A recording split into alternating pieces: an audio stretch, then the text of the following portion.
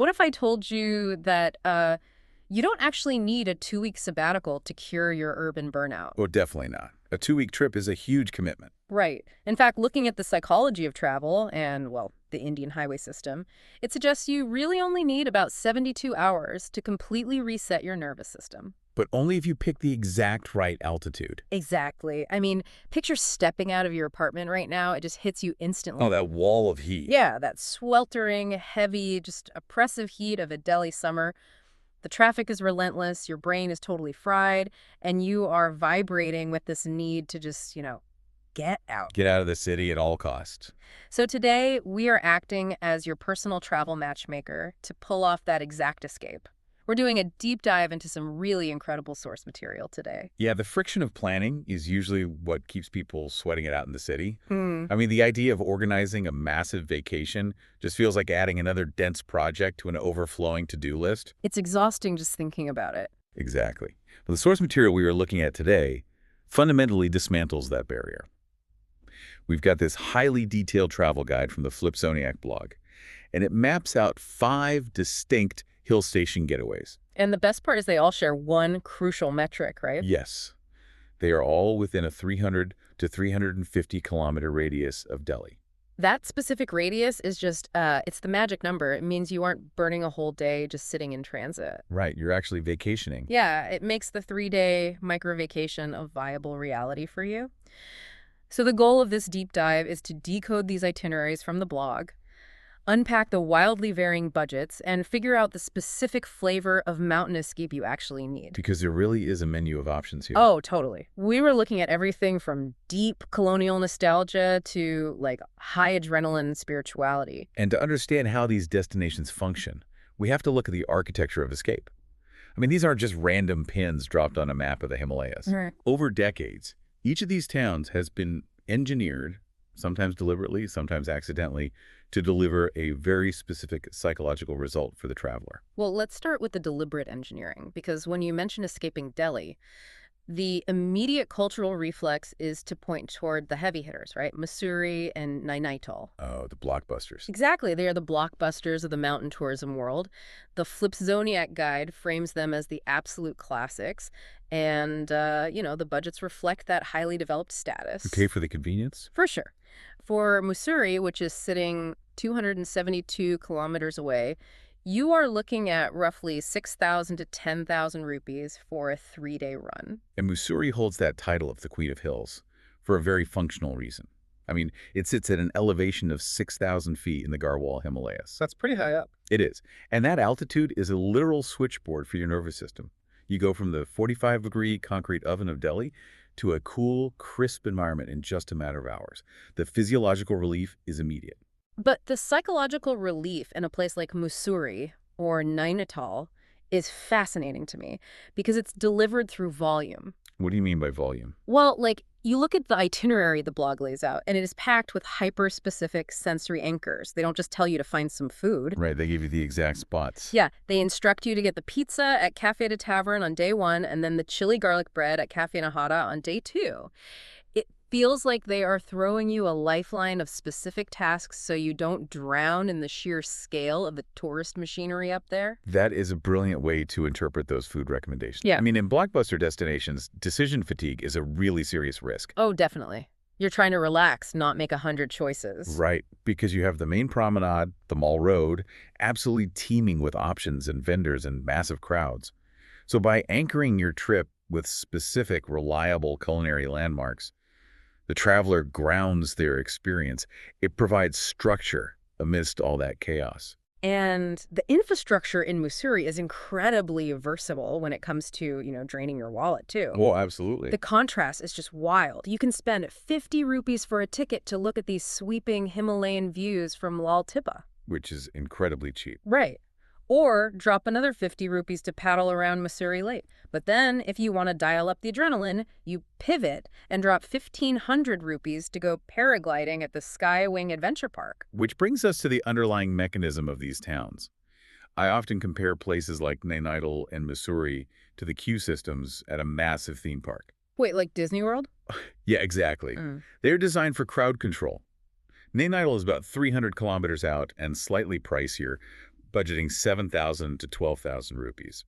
It's famously known as the Lake Paradise, and the entire geography orbits around Nini Lake. Right, and the itinerary is heavily reliant on views and movement, like boating on the lake, taking the cable car up to Snow Viewpoint, catching the sunrise at Tiffin Top, which apparently is also called Dorothy's Knee. Yes, Dorothy's Knee. But when you say theme park queue system, I imagine infrastructure means something very different than just paved roads. You mean they've built these activities specifically as pressure valves? What's fascinating here is that, precisely, yes, you have tens of thousands of people flooding into these towns every single weekend.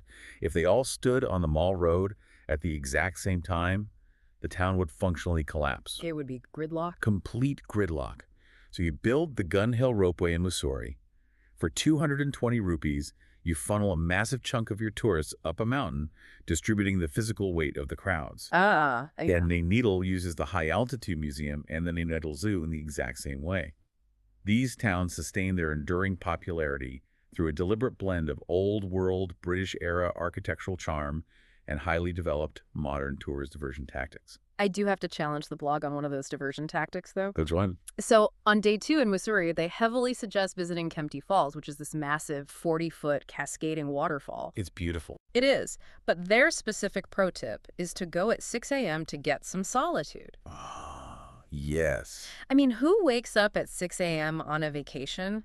Does the pursuit of pristine nature in a blockbuster town fundamentally ruin the relaxation you came for? That's a fair question. If I have to set an alarm for 5 a.m. on my vacation just to look at water without 300 people elbowing me for a selfie, Right. the town's infrastructure has failed me. Well, it reveals the core compromise of the blockbuster destination, right? You are trading isolation for convenience. Yeah, I guess you are. You want the guaranteed quality of cafe to tavern and the ease of a cable car. You pay for it by sharing the waterfall. If you genuinely want solitude in Mussoorie, you literally have to buy it with sleep deprivation. That feels like trading the stress of a Delhi commute for the stress of a tourist commute. It really does. Which perfectly sets up the alternative. Like, what if you reject the theme park model entirely? What if the idea of standing in line for a ropeway sounds like cognitive overload? Then you need a different kind of trip. Exactly. The source material pivots beautifully here to what I'd call the anti-hustle retreats, Lansdowne and Kasali. These locations operate on an entirely different mechanism. They are defined not by what you can do, but by the pristine quiet of what you are prevented from doing. Lansdowne is the ultimate example of this. It's about 270 kilometers away, and the budget drops significantly to between 5,000 and 8,000 rupees for the 3 days. That's a great price point. It is, but the defining characteristic is that it is a military cantonment town. And I kept thinking about this while reading the itinerary. Here's where it gets really interesting. Going to Lansdowne feels like checking into a nature retreat that is operated by a strict, highly disciplined, but incredibly zen grandfather. The Zen grandfather analogy works perfectly, because the peace you experience there is enforced by authority. The FlipZoniac guide specifically highlights the minimal commercial activity and the impeccably clean environment. You arrive, and the pace just flatlines in the best possible way. You take a slow walk, you go boating at Bula Lake, you visit the Garhwal Regiment Museum or St. Mary's Church. Very low-key activities. Super low-key. If you want a bit of drive, you take a 36-kilometer trip out to the Tadkeshwar Mahadev Temple, which sits up at 1,800 meters. There is no sensory bombardment at all. None. The discipline of the town enforces your relaxation because you literally cannot get caught up in commercial chaos. It just doesn't exist. If you connect this to the bigger picture, the military stewardship of towns like Lansdowne creates a fascinating phenomenon of unintentional ecotourism. Unintentional ecotourism. Yeah, because the military cantonment boards strictly limit civilian expansion, real estate development, and heavy commercial activity. And by doing that, they inadvertently freeze the town in time. Oh, wow. That makes sense. They prevent hotel conglomerates from buying up the dense pine forests. Yeah. So the very laws restricting civilian commercial freedom end up preserving the absolute silence that the modern overstimulated traveler is desperately seeking. Unintentional ecotourism is just a brilliant way to frame it. The barrier to entry isn't money, it's a willingness to be quiet. And Kasali offers a very similar flavor of anti-hustle, though maybe slightly more romantic. It sits 287 kilometers away with a budget of 5,000 to 9,000 rupees. It is this small Himalayan town just steeped in colonial-era buildings. And Kasali strips the mountain experience down to its absolute most basic elements. The primary activity isn't a museum or a cable car. It is walking. Yeah, the itinerary is essentially a prescription for slow travel. The highlight of the first day is the Gilbert Trail, which is this completely free 3-hour hike right through the forest. Gorgeous. You wander up to Mankey Point, which is the highest point in town, take a stroll through Lover's Lane, and maybe take a tour of the historic Kasali Brewery. It is a complete antidote to Delhi's relentless speed. You are consciously choosing a destination to reduce your cognitive load to near zero. But if Lansdowne and Casale are about dialing the cognitive load down to zero, the final destination in the guide is about overwhelming the system entirely. But in a curated way. Yes, in a highly curated way. We are looking at a location that defies the standard hill station categorization completely. Okay, let's unpack this.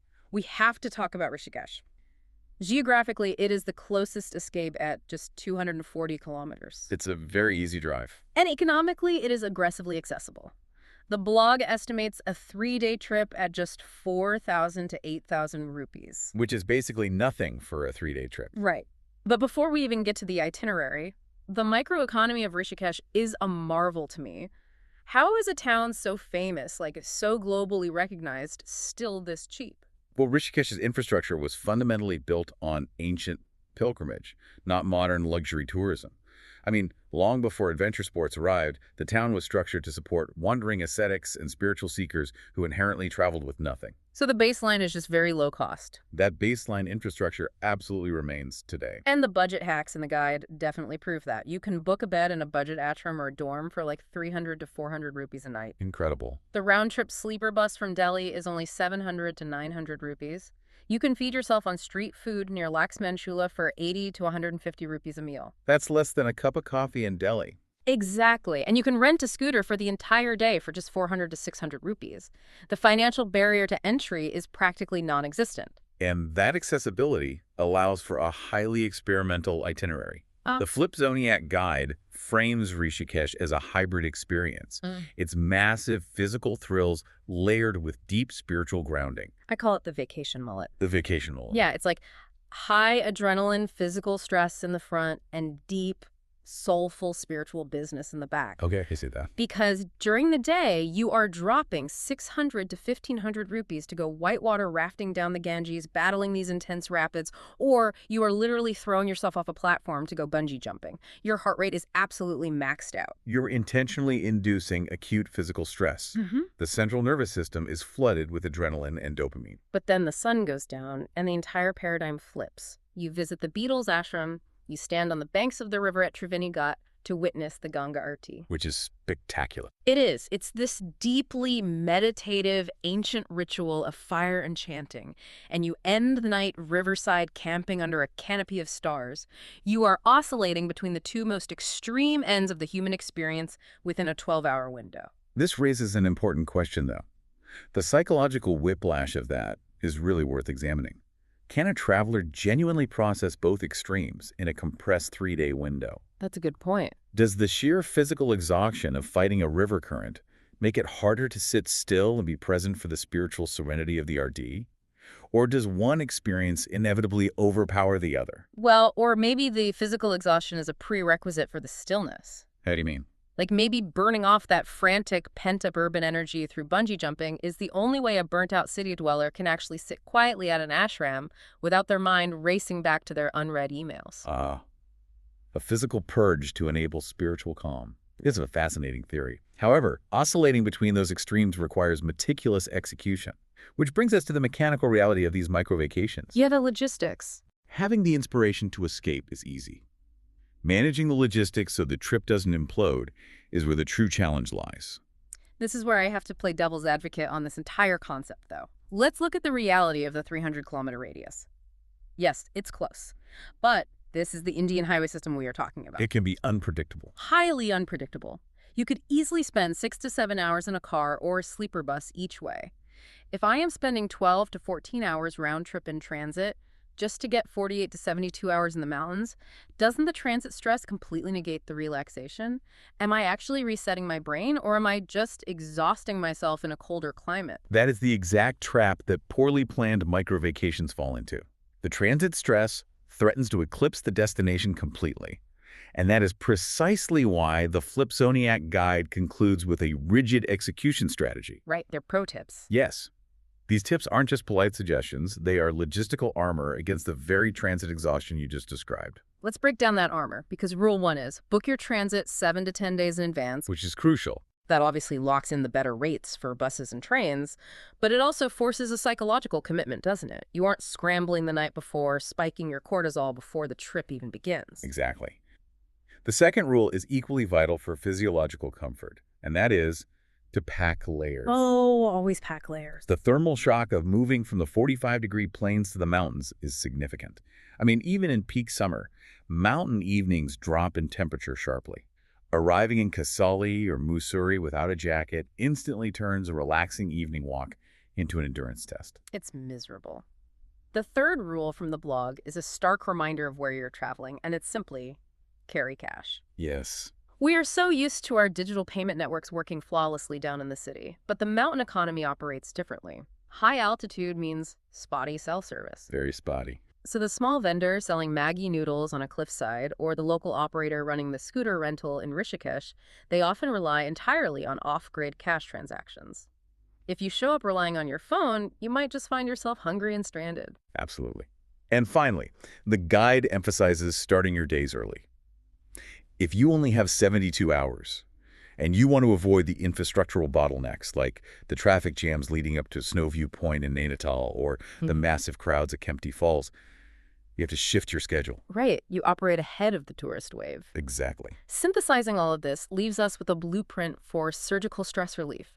Whether you have 4,000 rupees to spend sleeping in a Rishikesh ashram or 12,000 rupees to spend eating chili garlic bread at a cafe in Mussoorie, the escape is incredibly accessible for you.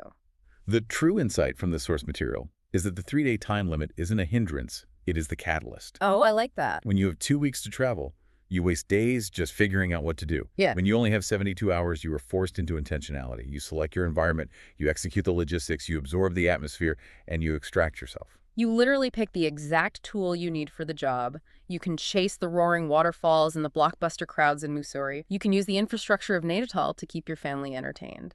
Or you can disappear into the absolute enforced pine forest silence of a military town like Lansdowne. Yeah. You can take gentle, slow-paced hikes in Kasali to drop your cognitive load. Or, you can throw yourself down a river in Rishikesh to shock your system back to life. The menu is sitting right there. The variety is remarkable. But looking at this menu of deeply historical, highly disciplined, or profoundly spiritual towns, it leaves us with an underlying tension to consider. What's that? When we utilize these complex ecosystems merely as a 72-hour pressure valve for our own urban stress, are we genuinely engaging with the essence of these places? Or are we simply commodifying their altitude, consuming their views, and moving on before we ever take the time to truly understand them? Wow. That is a heavy, brilliant question to chew on. Is it connection or is it consumption? You can ponder that existential riddle on the 6-hour drive back down to the Delhi heat. But for now, the blueprint is in your hands. It is time to pack your layers, withdraw some cash, and pick your peak. Whatever flavor of mountain air you choose, we wish you safe travels, cool breezes, and highly successful escape from the city hustle. Thanks for joining us on this deep dive. We'll catch you next time.